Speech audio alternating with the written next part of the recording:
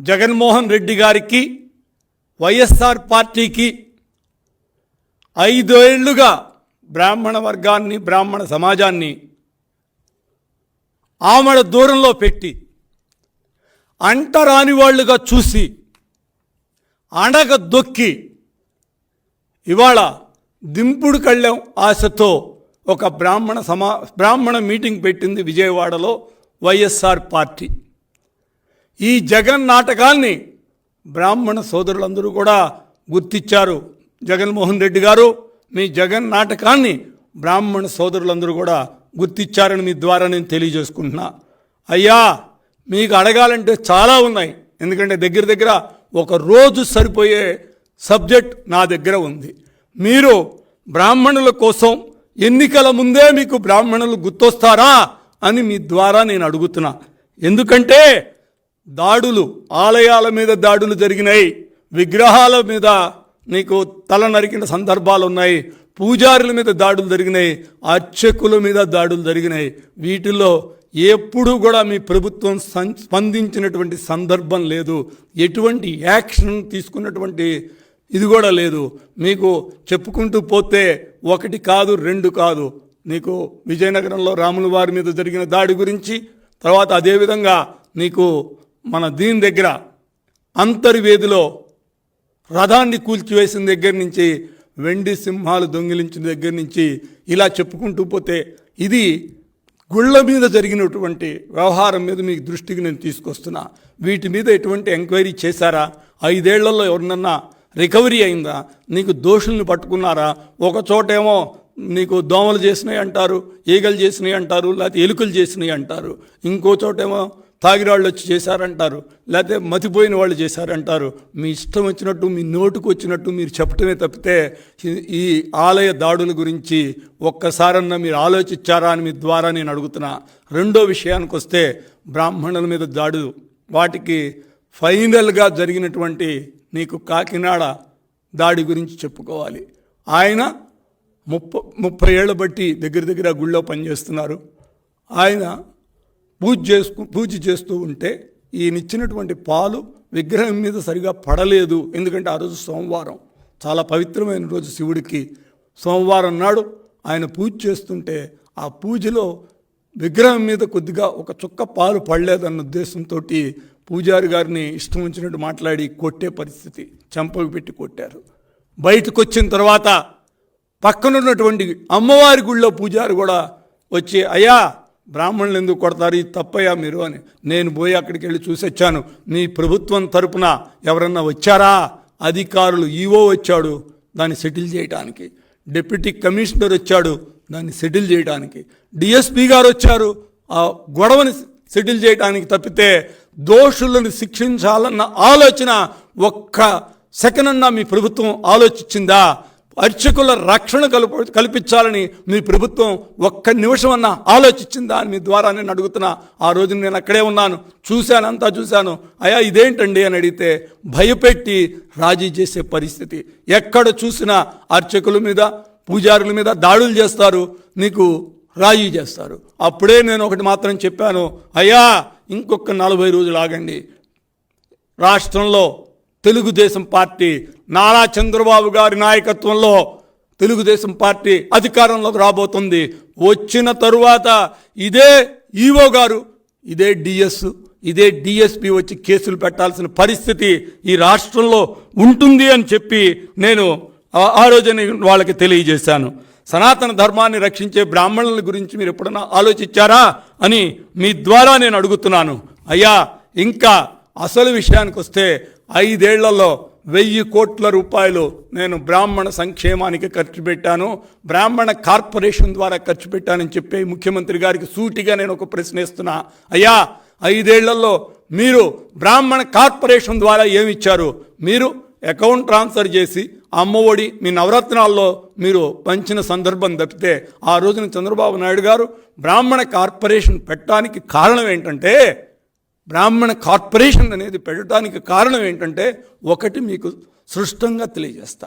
ఎందుకంటే ఇవాళ జనరల్ పథకాలలోకి రాని వాళ్ళ కోసమే ఈ బ్రాహ్మణ కార్పొరేషన్ అనేది ప్రారంభించడం జరిగింది. దేశంలోనే ప్రప్రథమంగా ఒక బ్రాహ్మణ్ కార్పొరేషన్ పెట్టినది ఎవరయ్యా అంటే అది నారా చంద్రబాబు నాయుడు గారిని సగర్వంగా నేను చెప్తాను.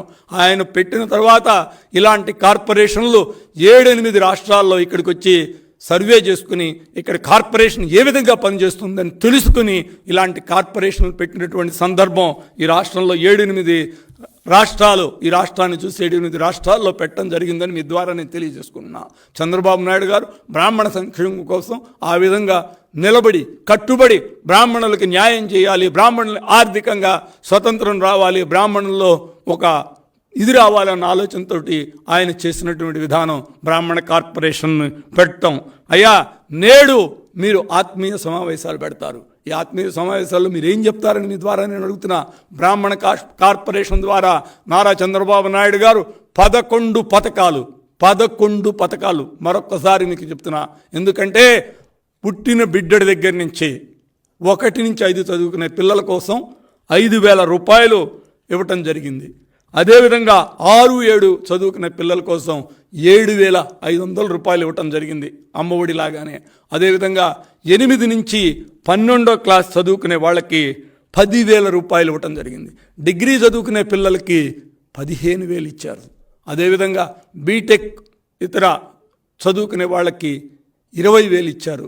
పీజీ చేసే వాళ్ళకి 25,000 ఇచ్చినటువంటి ఘనత నారా చంద్రబాబు నాయుడు గారు త్రూ కార్పొరేషన్ ద్వారా చేసింది వాస్తవా కాదా అని మిమ్మల్ని అడుగుతున్నా. ఇవాళ ఈ కార్పొరేషన్ని మోతేసే పరిస్థితిలో, తాళాలేసే పరిస్థితిలో ఈ కార్పొరేషన్ ఉందా లేదా? ఒక్క వ్యక్తికైనా కార్పొరేషన్ ద్వారా మీరు లోన్లు ఇచ్చారని మీ ద్వారా నేను అడుగుతున్నా. ఒక్క పెన్షన్ అయినా మీరు కార్పొరేషన్ ద్వారా మీరు పంచారని నేను అడుగుతున్నా.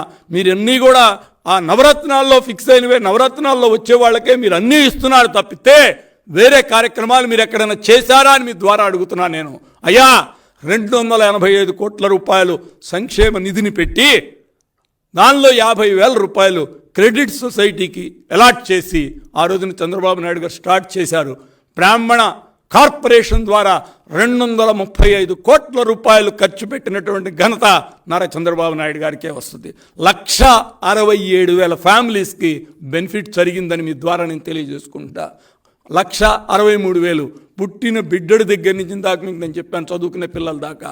అదేవిధంగా వ్యాపారం చేసుకునే వాళ్ళకి, ఒంటరి మహిళలు ఉంటే వాళ్ళకి, ఎవరన్నా పీజీ ఐఏఎస్ వీటికి కాంపిటేటివ్ ఎగ్జామ్స్కి వెళ్ళే వాళ్ళకంటే వాళ్ళకొక పథకం ద్వారా, తర్వాత వ్యాపారం చేసుకుంటానికి ఇంకో పథకం ద్వారా, ఇలా 11 పథకాల ద్వారా నారా చంద్రబాబు నాయుడు గారు కార్పొరేషన్ ద్వారా 167,000 మందికి సంక్షేమం జరిగింది.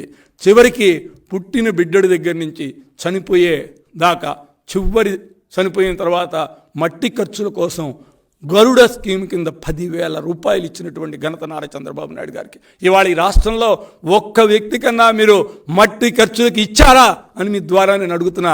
అన్నీ కూడా నవరత్నాలు, ఏది చెప్పినా నవరత్నాలే. పాత రోజుల్లో డాక్టర్లు ఉండేవాళ్ళు, ప్రతిదానికి ఏంటంటే ఎర్రమంది నీళ్ళే ఇచ్చేవాళ్ళు. దానికి ఏ మందైనా కానీ ఎర్రమంది, ఏ జబ్బు వచ్చినా ఎర్రమంది నీళ్ళే ఇచ్చి వైద్యం చేసే పరిస్థితి ఆ రోజుల్లో ఉండేది. అదేవిధంగా మీ ప్రభుత్వంలో కూడా ఇవాళ ఎర్రమందు నీళ్లులాగా ఈ నవరత్నాలే వాడుతున్నారు. ప్రతి ఒక్కళ్ళకి నవరత్నాలు. ఇది ఒక బ్రాహ్మణ కార్పొరేషనే కాదు, అన్ని కుల కార్పొరేషన్లు కూడా నిర్వీర్యం చేసిన వ్యక్తి ఈ జగన్మోహన్ రెడ్డి గారని మీకు నేను తెలియజేసుకున్నా. ఇక విదేశీ విద్య ద్వారా కొన్ని వేల మంది ఈ కుల కార్పొరేషన్ ద్వారా 5,000 మంది, బ్రాహ్మణ కార్పొరేషన్ ద్వారా 180 మంది విదేశీ విద్యకి వెళ్ళారు. కానీ ఇవాళ వైఎస్ఆర్ పార్టీ వచ్చిన తర్వాత 260-280 మందో, ఆ రోజున 4,900 చిల్లర, దగ్గర 5,000 మంది వెళ్తే ఇవాళ 280 మందో 300 మంది వెళ్ళినటువంటి పరిస్థితి మీ ప్రభుత్వంలో ఉంది. అయ్యా పాత వాళ్ళు మొన్నెళ్ళి నారా చంద్రబాబు నాయుడు గారిని కలిసి మాకు 3 ఏళ్ల బట్టి డబ్బులు రాలేదంటే చంద్రబాబు నాయుడు గారు వాళ్ళందరికీ వాగ్దానం చేశారు, నేను అధికారంలోకి వచ్చిన తర్వాత మీ అందరికీ కూడా డబ్బులు ఇస్తాను, మీ అందరికీ కూడా నేను సహాయం చేస్తానని చెప్పి చంద్రబాబు నాయుడు గారు ఆ రోజున చెప్పడం జరిగింది. ఇది ఈ విధంగా మీకు జరుగుతున్న కార్యక్రమం. ఇది కార్పొరేషన్ ద్వారా మేము చేసింది, మీరు చేసింది మీకు ఎవరిచ్చాను.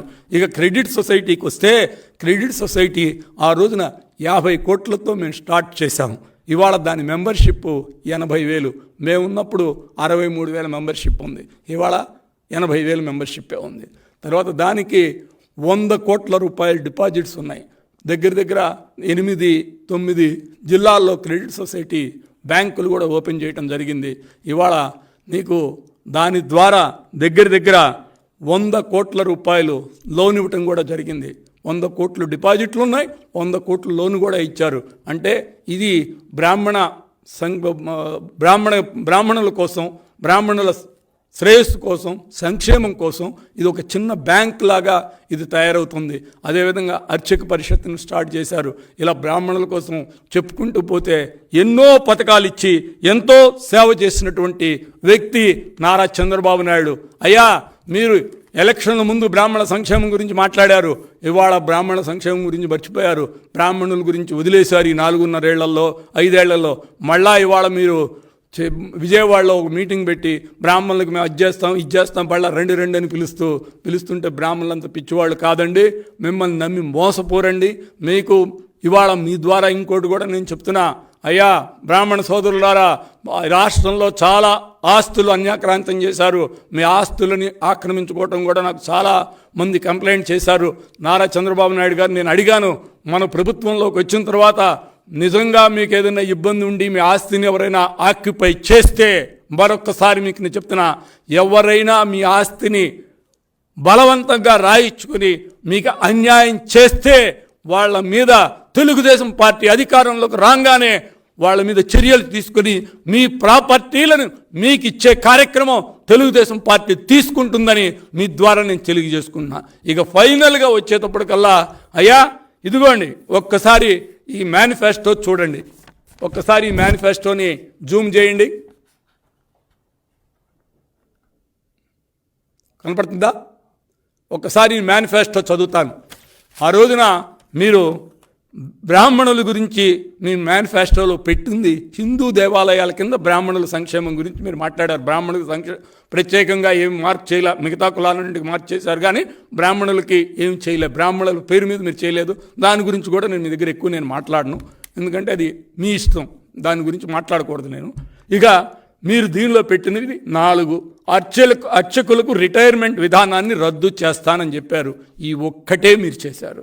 తర్వాత 60 దేవాలయాల్లో పనిచేసే అర్చకులకు మార్చ్ 2019 జీవో, అప్పుడు చంద్రబాబు నాయుడు గారు జీవో ఇచ్చారు, సూచించిన దానికంటే కూడా వేతనం అదనంగా 25% ఇస్తానని చెప్పారు. ఈ వాగ్దానాన్ని మీరు ఫుల్ఫిల్ చేశారా అని మీ ద్వారా నేను అడుగుతున్నా.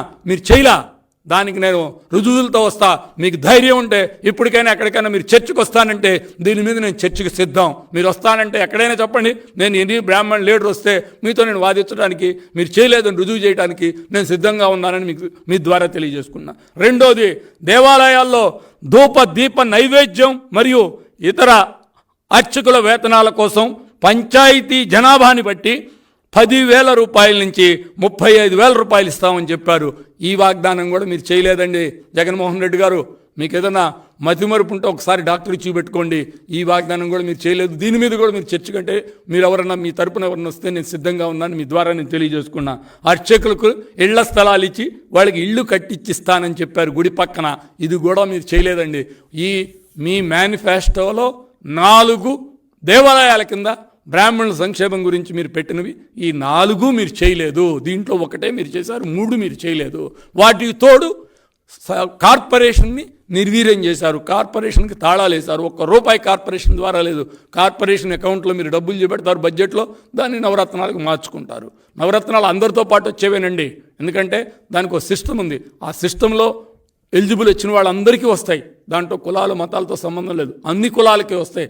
దాంట్లో ఫిట్ కాని వాళ్ళ కోసం, దాంట్లో మరొకసారి మీకు చెప్తున్నాను, నవరత్నాల్లో మీరిచ్చే నవరత్నాలు, అదేవిధంగా మా ప్రభుత్వం ఉన్నప్పుడు ప్రభుత్వ పథకాలలో ఫిట్ కాని వాళ్ళు కొంతమంది ఉంటారు. వాళ్ళ కోసమే కుల కార్పొరేషన్ల ద్వారా నారా చంద్రబాబు నాయుడు గారు వాళ్ళకి సహాయం చేయాలన్న ఉద్దేశంతో ఈ కార్పొరేషన్లు పెట్టి వాళ్ళందరికీ సహాయం చేశారు. ఇవాళ ఈ రాష్ట్రంలో అన్నీ నిర్వీర్యం అయిపోయాయి. ఒక బ్రాహ్మణ కార్పొరేషనే కాదు, మిగతా కార్పొరేషన్లను కూడా అన్నీ నిర్వీర్యం చేసిన ఘనత మీకే దక్కుతుంది. అందుకని మరొక్కసారి బ్రాహ్మణ సోదరులు ఈ మాయలో పడకుండా, జగన్ మాయలో పడకుండా, జగన్ ఉచ్చులో పడకుండా తెలుగుదేశం పార్టీ, జనసేన, బీజేపీ కూటమిని అత్యధిక మెజారిటీతో గెలిపించి నారా చంద్రబాబు నాయుడు గారిని తిరిగి ముఖ్యమంత్రిగా చేసుకుంటే తప్పితే, నారా చంద్రబాబు నాయుడు గారు మరొకసారి చెప్తున్నా, నారా చంద్రబాబు నాయుడు గారిని ముఖ్యమంత్రిగా చేసుకుంటే తప్పితే మన బ్రాహ్మణ సమాజానికి కావలసినటువంటి మంచి కానీ, మీ ఆస్తులు కానీ, ఇతర సంక్షేమ పథకాలు కానీ అమలు జరగవు అని మరొకసారి మీ ద్వారా తెలియజేసుకుంటూ సెలవు తీసుకున్నాను.